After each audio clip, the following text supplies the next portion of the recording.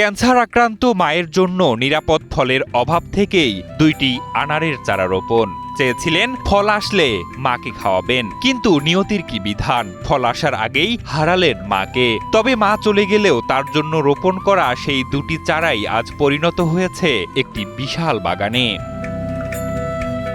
মায়ের জন্য করতে চাওয়া অপূর্ণ সেই সেবা, জন্মদাত্রীর এক বুক ভরা দোয়ায় আজ তা পূর্ণতা পেয়েছে। যেন মায়ের দোয়ায় সফল হয়েছেন তরুণ উদ্যোক্তা আলামিন। শুরুটা হয়েছিল এরকম ভাবে, আমার মা অসুস্থ ছিল, তার ক্যান্সারে ধরা পড়ছিল। পরে ডাক্তার বলল যে ফ্রেশ এবং ফরমালিন মুক্ত আপনারা খাওয়ান, এই যে ডালিম তারপরে এবং শাকসবজি খাওয়ান। আলামিনের বাগান আজ কেবল ফল আর চারার সমারোহ নয়, এটি একটি জীবন্ত স্মৃতি। প্রতিটি আনারের লাল দানায় যেন মিশে আছে মায়ের প্রতি ভক্তি। সময় 2023। ক্যান্সার আক্রান্ত প্রিয় মাকে নিয়মিত আনার বা ডালিম খাওয়ানোর পরামর্শ দিয়েছিলেন চিকিৎসকরা, কিন্তু অসাধু ব্যবসায়ীদের চকচকে সেই ফলগুলোতে কেমিক্যাল আর বিষাক্ত ওষুধের ছড়াছড়ি দেখে মায়ের মুখে এই বিষ তুলে দিতে মন সায় দেয়নি আলামিনের। তাই নিরাপদ ফল পেতেই নিজেই শুরু করলেন উঠানের কোণে ছোট ছোট চারা রোপণ। চাকরির পাশাপাশি আমার এই গাছগুলা সংগ্রহ করা, আস্তে আস্তে আমার এই ছাদ বাগানটা আমি ইনশাল্লাহ বড় করতে পারছি।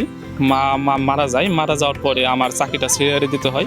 বর্তমানে আমার ছাদ এবং মাটিতে আমি উভয়ভাবে এখন কাজ করে যাচ্ছি। তরুণ উদ্যোক্তা আলামিন টাঙ্গাইলের বাসাইল উপজেলার পাটখাগুড়ি গ্রামের বাসিন্দা। বর্তমানে নিজ জেলা পেরিয়ে দেশের বিভিন্ন প্রান্তে যাচ্ছে আলামিনের ছাদ বাগানের আনার গাছের চারা ও ফল, যা থেকে তিনি প্রতি মাসে আয় করছেন 50 থেকে 80 হাজার টাকা।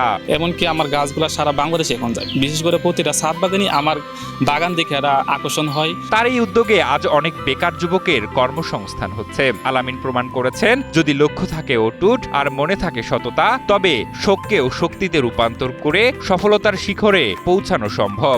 চমৎকার একটি ছাদ বাগান দেখলাম। আসলে দেশের মাটিতে এবং ছাদে এত সুন্দর আনার চাষ হতে পারে এটা আমার জানা ছিল না। আমি খুব দ্রুত এই উদ্যোক্তা আলামিন ভাইয়ের সাথে যোগাযোগ করে আমার নিজের ছাদে ইনশাল্লাহ আমি এরকম একটি ছাদ বাগান করব।